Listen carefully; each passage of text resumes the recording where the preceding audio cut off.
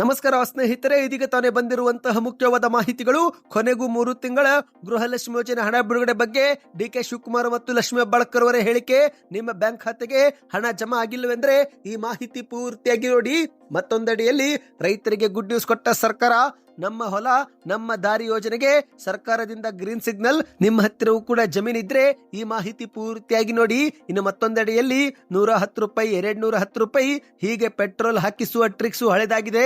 ಇದೀಗ petrol bunk ಉದ್ಯೋಗಿಯೊಬ್ಬರು diesel ಮತ್ತು petrol ಹಾಕಿಸುವ ಮುನ್ನ ಏನು ನೋಡಬೇಕು ಎಂಬ ಕುರಿತಂತೆ ಟಿಪ್ಸ್ ಕೊಟ್ಟಿದ್ದಾರೆ.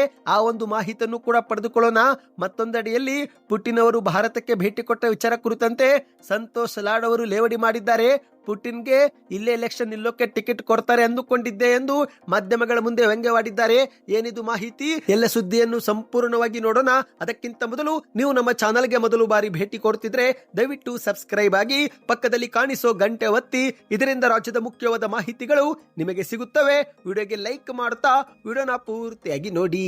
ಬನ್ನಿ ಸ್ನೇಹಿತರೆ, ಎಲ್ಲ ಮಾಹಿತಿಗಳನ್ನು ಡೀಟೇಲ್ ಆಗಿ ನೋಡೋಣ. ಇದೀಗ ಬೆಳಗಾವಿಯಲ್ಲಿ ನಡೆಯುತ್ತಿರುವ ಚಳಿಗಾಲದ ಅಧಿವೇಶನದಲ್ಲಿ ಸದನದಲ್ಲಿ ಸತತವಾಗಿ ಗೃಹಲಕ್ಷ್ಮಿ ಯೋಜನೆ ಹಣದ್ದೇ ಚರ್ಚೆ ಆಗುತ್ತಿದೆ. ಹೌದು ಸ್ನೇಹಿತರೆ, ಬಿಜೆಪಿ ನಾಯಕರು ಗೃಹಲಕ್ಷ್ಮಿ ಯೋಜನೆ ಹಣ ಜಮಾ ಆಗಿಲ್ಲ ಎನ್ನುವ ಕುರಿತಂತೆ ದಾಖಲೆಗಳನ್ನು ಸಹ ಬಿಡುಗಡೆ ಮಾಡಿದ್ದಾರೆ. 2025ರ ಫೆಬ್ರವರಿ ಮತ್ತು ಮಾರ್ಚ್ ತಿಂಗಳಲ್ಲಿ ಗದಗ, ಹಾವೇರಿ ಜಿಲ್ಲೆ ಸೇರಿ ಒಟ್ಟು 3 ಜಿಲ್ಲೆಗಳಿಗೆ ಹಣ ಜಮಾವಾಗಿಲ್ಲ. ಆ ಒಂದು ಹಣ ಎಲ್ಲಿ ಹೋಗಿದೆ ಎಂದು ಪ್ರಶ್ನೆ ಮಾಡಿದ್ದಾರೆ. ಇನ್ನು ಮತ್ತೊಂದೆಡೆಯಲ್ಲಿ ಕಳೆದ 3 ತಿಂಗಳಿನಿಂದಲೂ ಕೂಡ ಗೃಹಲಕ್ಷ್ಮಿ ಯೋಜನೆ ಹಣವು ಫಲಾನುಭವಿಗಳ ಬ್ಯಾಂಕ್ ಖಾತೆಗೂ ಜಮಾ ಆಗಿಲ್ಲ. ಈ ಒಂದು ವಿಚಾರ ಫಲಾನುಭವಿಗಳಿಗೆ, ಮಹಿಳೆಯರಿಗೆ ಅಸಮಾಧಾನಕ್ಕೆ ಕಾರಣವಾಗಿದೆ. ಹೌದು ಸ್ನೇಹಿತರೆ, ಗೃಹಲಕ್ಷ್ಮಿ ಯೋಜನೆ ಹಣ ಬಿಡುಗಡೆ ಮಾಡದೇ ಇರುವುದು ವಿಧಾನಸಭೆಯಲ್ಲೂ ಕೂಡ ಪ್ರತಿಧ್ವನಿಸಿದೆ. ವಿಧಾನಸಭೆಯ ವಿಪಕ್ಷ ನಾಯಕರಾಗಿರುವ ಆರೋಶಕ್ ಮತ್ತು ಹಲವರು ಗೃಹಲಕ್ಷ್ಮಿ ಯೋಜನೆಯನ್ನ ಪ್ರಸ್ತಾಪಿಸಿ ಚರ್ಚೆಗೆ ಅವಕಾಶ ನೀಡಬೇಕು ಎಂದು ಆಗ್ರಹಿಸಿ ಈ ಬಗ್ಗೆ ಮಾತನಾಡಿದ್ದಾರೆ. ಗೃಹಲಕ್ಷ್ಮಿ ಯೋಜನೆ ಹಣವು ಸಮರ್ಪಕವಾಗಿ ವಿತರಣೆ ಆಗುತ್ತಿಲ್ಲ. ಯಾವ ಲಕ್ಷ್ಮಿ ಮನೆಗೆ ಈ ಒಂದು ಹಣ ಹೋಗುತ್ತಿದೆ ಎಂಬುದನ್ನ ಸರ್ಕಾರವೇ ಹೇಳಲಿ. ಬಿಜೆಪಿ ಹಿಂದಿನಿಂದಲೇ ಈ ಕುರಿತಂತೆ ಹೋರಾಟವೂ ಕೂಡ ಮಾಡುತ್ತೆ ಎಂದು ಸದನದಲ್ಲಿನೇ ಗುಡುಗಿದ್ದಾರೆ. ಇನ್ನು ಮತ್ತೊಂದೆಡೆಯಲ್ಲಿ ಮಂಡ್ಯದಲ್ಲಿ ಎಚ್.ಡಿ. ಕುಮಾರಸ್ವಾಮಿ ಅವರು ಕೂಡ ಮಾತನಾಡಿ, ಗೃಹಲಕ್ಷ್ಮಿ ಹಣ ಕೊಡ್ತಿದ್ದಾರೋ ಬಿಡುತ್ತಿದ್ದಾರೋ ಗೊತ್ತಿಲ್ಲ, ಆದರೆ ಸರ್ಕಾರ ಬಂದಾಗಲಿಂದ ರಾಜ್ಯದಲ್ಲಿ ರೈತರ ಆತ್ಮಹತ್ಯೆ ಮಾತ್ರ ನಡೀತಾ ಇದೆ. ಅದರ ಬಗ್ಗೆ ಯಾರು ಕೂಡ ಗಮನ ಹರಿಸುತ್ತಿಲ್ಲ. 2800 ರೈತರು ಆತ್ಮಹತ್ಯೆ ಮಾಡಿಕೊಂಡಿದ್ದಾರೆ ಎಂದು ವಾಗ್ದಾಳಿ ಮಾಡಿದ್ದಾರೆ. ಗೃಹಲಕ್ಷ್ಮಿ ಯೋಜನೆ ಗ್ಯಾರಂಟಿ ಕೊಟ್ಟು ರೈತರ ಪರಿಸ್ಥಿತಿ ಇವರು ಎಲ್ಲಿಗೆ ತಂದಿಟ್ಟಿದ್ದಾರೆ ಎಂದು ಎಚ್.ಡಿ. ಕುಮಾರಸ್ವಾಮಿ ಅವರು ಆಕ್ರೋಶ ವ್ಯಕ್ತಪಡಿಸಿದ್ದಾರೆ. ಇನ್ನು ಇದೇ ಮಧ್ಯೆ ಮಾಧ್ಯಮಗಳ ಮುಂದೆ ಡಿ.ಕೆ. ಶಿವಕುಮಾರ್ ಅವರು ಈ ಒಂದು ಗೃಹಲಕ್ಷ್ಮಿ ಯೋಜನೆ ಹಣ ವಿಚಾರವಾಗಿ ಮಾತನಾಡಿದ್ದು, ಶೀಘ್ರವೇ ಬಾಕಿ ಕಂತನ್ನ ಜಮೆ ಮಾಡುವುದಾಗಿ ಭರವಸೆ ಕೊಟ್ಟಿದ್ದಾರೆ. ಹೌದು ಸ್ನೇಹಿತರೆ, ಬೆಳಗಾವಿಯಲ್ಲಿ ಮಾಧ್ಯಮಗಳ ಮುಂದೆ ಡಿ.ಕೆ. ಶಿವಕುಮಾರ್ ಅವರು ಮಾತನಾಡಿದ್ದು, ಗ್ಯಾರಂಟಿ ಯೋಜನೆ ಜಾರಿ ಬಗ್ಗೆ ನಮಗೆ ಬದ್ಧತೆ ಇದೆ. ಕೇಂದ್ರ ಸರ್ಕಾರ ಜಿಎಸ್ಟಿ ಪರಿಷ್ಕರಣೆ ಮೂಲಕ ರಾಜ್ಯದ ಆದಾಯ ಕಡಿಮೆ ಮಾಡಿದೆ. ವಾರ್ಷಿಕ 10 ರಿಂದ 15 ಸಾವಿರ ಕೋಟಿ ನಮಗೆ ಈಗ ಕೊರತೆಯಾಗಿದೆ. ನಾವು ಕೊಟ್ಟ ಮಾತಿಗೆ ಬದ್ಧರಾಗಿದ್ದೇವೆ. ಗೃಹಲಕ್ಷ್ಮಿ ಯೋಜನೆ ಹಣ 1-2 ತಿಂಗಳು ಹೆಚ್ಚು ಕಮ್ಮಿ ಆಗಬಹುದು, ಆದರೆ ಶೀಘ್ರದಲ್ಲೇ ಬಾಕಿ ಇರುವ ಎಲ್ಲಾ ತಿಂಗಳ ಕಂತು ಕೂಡ ನಾವು ಜಮೆ ಮಾಡುತ್ತೇವೆ ಎಂದು ಡಿ.ಕೆ. ಶಿವಕುಮಾರ್ ಅವರು ಹೇಳಿಕೆ ಕೊಟ್ಟಿದ್ದಾರೆ. ಬಿಜೆಪಿಯವರು ಬೇರೆ ಬೇರೆ ರಾಜ್ಯಗಳಲ್ಲಿ ಕೊಟ್ಟ ಮಾತಿನಂತೆ ಗ್ಯಾರಂಟಿ ಯೋಜನೆಗಳನ್ನ ಮೊದಲು ಜಾರಿಗೆ ತರಲಿ. ಕೇಂದ್ರ ಸರ್ಕಾರ ಕರ್ನಾಟಕದ ನೀರಾವರಿ ಯೋಜನೆಗೆ ಘೋಷಣೆ ಮಾಡಿದಂತ ಅನುದಾನ ಇಲ್ಲಿಯವರೆಗೆ ಕೊಟ್ಟೇ ಇಲ್ಲ. ಭದ್ರಾ ಮೇಲ್ದಂಡೆ ಯೋಜನೆಗೆ 5,300 ಕೋಟಿ ರೂಪಾಯಿ ಕೊಟ್ಟಿಲ್ಲ. ಮಹದಾಯಿ ವಿಚಾರವಾಗಿ ಅನುಮತಿಯೂ ಕೂಡ ನೀಡಿಲ್ಲ. ಬಿಜೆಪಿಯವರು ಯಾಕೆ ಈ ಬಗ್ಗೆ ಮಾತನಾಡುತ್ತಿಲ್ಲ? ಕೃಷ್ಣಾ ಮೇಲ್ದಂಡೆ ಯೋಜನೆ ಅಧಿಸೂಚನೆ ಇದುವರೆಗೆ ಯಾಕೆ ಹೊರಡಿಸಿಲ್ಲ? ಈ ಬಗ್ಗೆ ಇವರು ಯಾಕೆ ಮಾತನಾಡುತ್ತಿಲ್ಲ ಎಂದು ಡಿ.ಕೆ. ಶಿವಕುಮಾರ್ ಅವರು ಪ್ರಶ್ನೆ ಮಾಡಿ ತಿರುಗೇಟು ಕೊಟ್ಟಿದ್ದಾರೆ. ಬನ್ನಿ ಸ್ನೇಹಿತರೆ, ಮತ್ತೊಂದು ಮುಖ್ಯವಾದ ಮಾಹಿತಿಗೆ ಹೋಗೋಣ. ನೀವು ಕೂಡ ರೈತರಾಗಿದ್ರೆ ನಿಮಗೆ ಒಂದು ಗುಡ್ ನ್ಯೂಸ್ ಬಂದಿದೆ. ಹೌದು ಸ್ನೇಹಿತರೆ, ನಮ್ಮ ಹೊಲ ನಮ್ಮ ದಾರಿ ಎಂಬ ಯೋಜನೆಗೆ ಸರ್ಕಾರ ಇದೀಗ ಗ್ರೀನ್ ಸಿಗ್ನಲ್ ಕೊಟ್ಟಿದೆ. ನಿಮ್ಮ ಜಮೀನಿನಲ್ಲಿ ರಸ್ತೆ ನಿರ್ಮಿಸಲು ಖುದ್ದು ಸರ್ಕಾರವೇ ನಿಮಗೆ 12,50,000 ರೂಪಾಯಿ ಸಹಾಯಧನ ಕೊಡಲಿದೆ. ಹೌದು, ರಾಜ್ಯ ಸರ್ಕಾರ ರೈತರಿಗೆ ಸಿಹಿ ಸುದ್ದಿ ಕೊಟ್ಟಿದ್ದು, ನಮ್ಮ ಹೊಲ ನಮ್ಮ ದಾರಿ ಯೋಜನೆಯಡಿಯಲ್ಲಿ ರಸ್ತೆ ನಿರ್ಮಿಸಲು ಸುಮಾರು 12 ಲಕ್ಷ ರೂಪಾಯಿ ಸಹಾಯಧನ ಕೊಡಲಿದೆ ಸ್ನೇಹಿತರೆ. ಇನ್ನು ಈ ಒಂದು ಯೋಜನೆಯ ಪ್ರಮುಖ ಉದ್ದೇಶವೇನೆಂದ್ರೆ ರೈತರ ಹೊಲ, ಗದ್ದೆ, ತೋಟ, ಜಮೀನುಗಳಿಗೆ ರಸ್ತೆ ಸಂಪರ್ಕ ಕಲ್ಪಿಸುವುದು ಮತ್ತು ರೈತರು ತಮ್ಮ ಜಮೀನುಗಳಲ್ಲಿ ಬೆಳೆದಂತ ಕೃಷಿ ಉತ್ಪನ್ನಗಳನ್ನು ಸುಲಭವಾಗಿ ಮಾರುಕಟ್ಟೆಗೆ ಸಾಗಾಣಿಕೆ ಮಾಡಲು ಅನುಕೂಲ ಮಾಡಿಕೊಡುವುದು.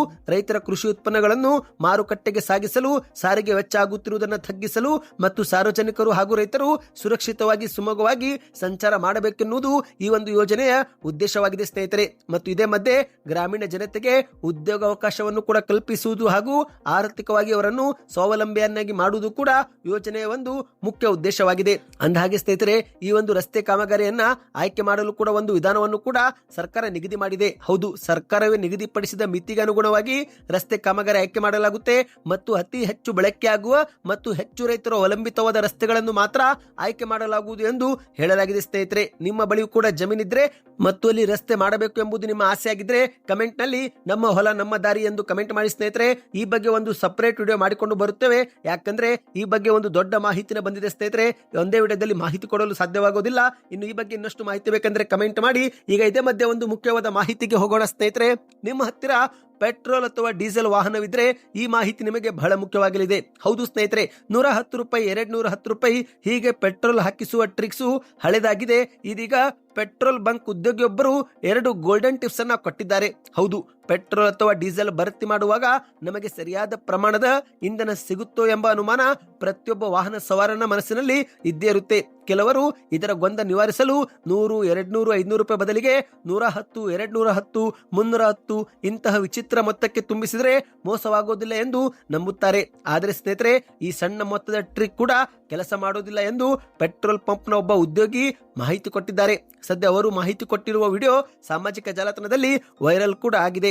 ಹೌದು ಗೆಳೆಯರೆ, ಪೆಟ್ರೋಲ್ ಪಂಪ್ ಉದ್ಯೋಗಿಯೊಬ್ಬರು ಇಂಧನ ಭರ್ತಿ ಮಾಡುವಾಗ ಸರಿಯಾದ ಮತ್ತು ವಿಶ್ವಾಸಾರ್ಹ ತೈಲವನ್ನ ಪಡೆಯಲು ಏನು ಮಾಡಬೇಕೆಂಬ ಕುರಿತಂತೆ 2 ಪ್ರಮುಖ ಮಾರ್ಗವನ್ನ ಬಹಿರಂಗಪಡಿಸಿದ್ದಾರೆ. ಮೊದಲಿಗೆ ಸ್ನೇಹಿತರೆ, ಯಾವುದೇ ಪೆಟ್ರೋಲ್ ಬಂಪ್ಗೆ ನೀವು ಭೇಟಿ ಕೊಟ್ಟಾಗ ಮೊದಲು ಇಂಧನದ ಸಾಂದ್ರತೆಯನ್ನ ಪರಿಶೀಲನೆ ಮಾಡಿಕೊಳ್ಳಿ. ಹೌದು ಸ್ನೇಹಿತರೆ, ಡೆನ್ಸಿಟಿಯನ್ನ ನೀವು ಚೆಕ್ ಮಾಡಬೇಕು. ಪೆಟ್ರೋಲ್ ವಾಹನ ಆಗಿದ್ರೆ 720ರಿಂದ 775 ನಡುವೆ ಡೆನ್ಸಿಟಿ ಅಂದ್ರೆ ಸಾಂದ್ರತೆ ಇರಬೇಕು. ಡೀಸೆಲ್ ವಾಹನವಾಗಿದ್ರೆ 820ರಿಂದ 860 ನಡುವೆ ಡೀಸೆಲ್ ನ ಸಾಂದ್ರತೆ ಇರಬೇಕು ಎಂದು ಹೇಳಿದ್ದಾರೆ ಸ್ನೇಹಿತರೆ. ಉದ್ಯೋಗಿಯ ಪ್ರಕಾರ ಸಾಂದ್ರತೆಯು ಇಂಧನದ ಶುದ್ಧತೆಯನ್ನು ಸೂಚಿಸುತ್ತೆ ಮತ್ತು ಅದು ಯಾವುದೇ ಕಲಬೆರಕೆ ಹೊಂದಿರುವುದಿಲ್ಲ ಎಂಬುದನ್ನು ಕೂಡ ಖಚಿತಪಡಿಸುತ್ತೆ ಎಂದು ಹೇಳಲಾಗಿದೆ ಸ್ನೇಹಿತರೆ. ಒಂದೊಮ್ಮೆ ಸಾಂದ್ರತೆಯು ಈ ನಿರ್ದಿಷ್ಟ ವ್ಯಾಪ್ತಿಯೊಳಗೆ ಇಲ್ಲವೆಂದ್ರೆ ಅಲ್ಲಿ ನಿಮ್ಮ ವಾಹನಕ್ಕೆ ಇಂಧನ ತುಂಬಿಸಿಕೊಳ್ಳಬೇಡಿ ಸ್ನೇಹಿತರೆ. ಇನ್ನು ಎರಡನೇದಾಗಿ ಮೀಟರ್ನ ಅಂಕೆನ ಗಮನಿಸಬೇಕಂತೆ. ಹೌದು ಸ್ನೇಹಿತರೆ, ಇಂಧನ ತುಂಬುವ ಮೊದಲು ಮೀಟರ್ 0 ಇಂದ ಪ್ರಾರಂಭವಾಗುವುದನ್ನ ಎಲ್ಲರೂ ಗಮನಿಸುತ್ತಾರೆ. ಆದರೆ ಇದರ ನಂತರ ಬರುವ ಅಂಕಿಗಳ ಮೇಲೆ ಯಾರು ಕೂಡ ಗಮನ ಹರಿಸೋದಿಲ್ಲ. ಮಾಹಿತಿಯ ಪ್ರಕಾರ ಸ್ನೇಹಿತರೆ, 0 ನಂತರ ಮೀಟರ್ನ ಓದುವಿಕೆ 5ರಷ್ಟು ಹೆಚ್ಚಾಗಬೇಕು. ಹೌದು ಸ್ನೇಹಿತರೆ, ಅಂದ್ರೆ ಅರ್ಥ ಮೀಟರ್ ನೇರವಾಗಿ 0 ಇಂದ 10, 12, 15 ಹೀಗೆ ಜಿಗಿದ್ರೆ ನೀವು ತಕ್ಷಣ ಅನುಮಾನ ವ್ಯಕ್ತಪಡಿಸಬೇಕು ಎಂದು ಹೇಳಲಾಗಿದೆ. ಇದು ಯಂತ್ರದಲ್ಲಿ ಆಕ್ರಮ ನಡೆದಿದೆ ಎಂಬುದರ ಸಂಕೇತವಾಗಿದೆ ಎಂದು ಮಾಹಿತಿಯನ್ನು ಕೊಟ್ಟಿದ್ದು, ಸದ್ಯ ಆ ಒಂದು ವಿಡಿಯೋ ಇನ್ಸ್ಟಾಗ್ರಾಮ್ ನಲ್ಲಿ ಲಕ್ಷಾಂತರ ವೀಕ್ಷಣೆಯನ್ನ ಪಡೆದುಕೊಂಡಿದ್ದು ಹಲವರು ಅತ್ಯಂತ ಉಪಯುಕ್ತ ಮಾಹಿತಿ ಎಂದು ಕೂಡ ಕಮೆಂಟ್ ಮಾಡಿದ್ದಾರೆ. ಬನ್ನಿದೀಗ ಕೊನೆಯ ಮುಖ್ಯವಾದ ಮಾಹಿತಿಗೆ ಹೋಗೋಣ ಸ್ನೇಹಿತರೆ. ಇತ್ತೀಚೆಗೆ ರಷ್ಯಾದ ಅಧ್ಯಕ್ಷ ವ್ಲಾಡಿಮಿರ್ ಪುಟಿನ್ ಅವರು ಭಾರತಕ್ಕೆ ಬಂದಿದ್ರು. ಈಗ ಇದೇ ಒಂದು ವಿಚಾರ ಕುರಿತಂತೆ ಸಂತೋಷ್ ಲಾಡ್ ಅವರು ಲೇವಡಿ ಮಾಡಿದ್ದಾರೆ. ಪುಟಿನ್ಗೆ ಇಲ್ಲೇ ಎಲೆಕ್ಷನ್ ನಿಲ್ಲೋಕೆ ಟಿಕೆಟ್ ಕೊಡ್ತಾರೆ ಅಂತ ನಾನು ಅಂದುಕೊಂಡಿದ್ದೆ ಎಂದು ಬೆಂಗಳೂರಲ್ಲಿ ಮಾಧ್ಯಮಗಳ ಮುಂದೆ ಹೇಳಿಕೆನ ಕೊಟ್ಟಿದ್ದಾರೆ. ಹೌದು, ರಷ್ಯಾ ಅಧ್ಯಕ್ಷ ವ್ಲಾಡಿಮಿರ್ ಪುಟಿನ್ ಭಾರತಕ್ಕೆ ಬಂದಿದ್ರು. ನಾನೇನೋ ಪುಟಿನ್ಗೆ ಇಲ್ಲೇ ಟಿಕೆಟ್ ಕೊಡ್ತಾರೆ ಎಂದುಕೊಂಡಿದ್ದೆ. ಮೋದಿ ಮತ್ತು ಪುಟಿನ್ ಫ್ರೆಂಡ್ಶಿಪ್ ಎಷ್ಟು ಇದೆ ಅನ್ನೋದನ್ನ ಎಲ್ಲರೂ ಕೂಡ ಮಾಧ್ಯಮದಲ್ಲಿ ತೋರಿಸುತ್ತಾರೆ. ಆದರೆ ಇದರಿಂದ ನಮಗೇನು ಲಾಭವಾಗಿದೆ ಅನ್ನೋದು ಯಾರಿಗೂ ಕೂಡ ಗೊತ್ತೇ ಇಲ್ಲ ಎಂದು ಕಾರ್ಮಿಕ ಕಲ್ಯಾಣ ಸಚಿವ ಸಂತೋಷ್ ಲಾಡ್ ಅವರು ಹೇಳಿಕೆಯನ್ನು ಕೊಟ್ಟಿದ್ದಾರೆ. ಹೌದು ಸ್ನೇಹಿತರೆ, ಮಾಧ್ಯಮಗಳ ಮುಂದೆ ಮಾತನಾಡಿದಂತೆ ಇವರು ಡಾಲರ್ ಬಗ್ಗೆ ಮೊದಲಿಂದ ನಾನು ಹೇಳುತ್ತಿದ್ದೇನೆ, ಇದು ಮೋದಿ ವಿರುದ್ಧವಲ್ಲ, ವಾಸ್ತವ ನಾನು ಹೇಳುತ್ತಿದ್ದೇನೆ. ಡಾಲರ್ ಎದುರು ರೂಪಾಯಿ 90 ರೂಪಾಯಿ ದಾಟಿದೆ. 100 ಸ್ಮಾರ್ಟ್ ಸಿಟಿ ಮಾಡುತ್ತೇವಂತ ಇವರು ಎಂದಿದ್ರು. 33 ಸ್ಮಾರ್ಟ್ ಸಿಟಿ ಮಾತ್ರ ಆರಂಭ ಮಾಡಿದ್ದಾರೆ. ಅದರಲ್ಲೂ ಕೂಡ ಕೇಂದ್ರ ಸರ್ಕಾರದ ರಿಪೋರ್ಟ್ ಪ್ರಕಾರ 18% ಮಾತ್ರ ಅಚೀವ್ಮೆಂಟ್ ಆಗಿದೆ ಎಂದು ಸಂತೋಷ್ ಲಾಡ್ ಅವರು ಹೇಳಿಕೆ ಕೊಟ್ಟಿದ್ದಾರೆ. ಇನ್ನು ಇದೇ ನಡುವೆ ರಾಜ್ಯದ ಮುಖ್ಯಮಂತ್ರಿ ಸಿದ್ದರಾಮಯ್ಯ ಮತ್ತು ಉಪಮುಖ್ಯಮಂತ್ರಿ ಡಿ.ಕೆ. ಶಿವಕುಮಾರ್ ಅವರು ಧರಿಸುವ ವಾಚ್ ಬಗ್ಗೆ ಕೇಳಿ ಬರುತ್ತಿರುವ ಆರೋಪದ ಬಗ್ಗೆ ಮಾತನಾಡಿದ ಸಂತೋಷ್ ಲಾಡ್ ಅವರು, ಅಲ್ಲ, ಮೋದಿ ಸಾಹೇಬರು 9,000 ಕೋಟಿಯ ಫ್ಲೈಟ್ ಅನ್ನು ಉಪಯೋಗ ಮಾಡ್ತಾರೆ. ಅವರ ಸೂಟು ಮತ್ತು ಅವರು ಧರಿಸುವ ಗ್ಲಾಸ್ ಬಗ್ಗೆ ಯಾರು ಕೂಡ ಮಾತನಾಡಲ್ಲ. ಇಂದು ಕಳೆದ 10 ವರ್ಷದಲ್ಲಿ ಅದಾನಿ ಸಂಪತ್ತು ಹೆಚ್ಚಾಗಿದೆ. ಏರ್ಪೋರ್ಟು ಅದಾನಿಯವರ ಹಿಡಿತದಲ್ಲಿದೆ. ಎಷ್ಟು ಪಬ್ಲಿಕ್ ಸೆಕ್ಟರ್ ಕಂಪನಿಯವರು ಆರಂಭ ಮಾಡಿದ್ದಾರೆ. LICಯ 58,000 ಕೋಟಿ ರೂಪಾಯಿ ಹಣ ಅದಾನಿ ಅಂಬಾನಿಗೆ ಇವರು ಕೊಟ್ಟಿದ್ದಾರೆ. 556 ಕಂಪನಿ ಹಣ ಕೇಳಿದ್ರೆ 2 ಕಂಪನಿಗೆ ಮಾತ್ರ ಕೊಟ್ಟಿದ್ದಾರೆ ಅಂತಾರೆ.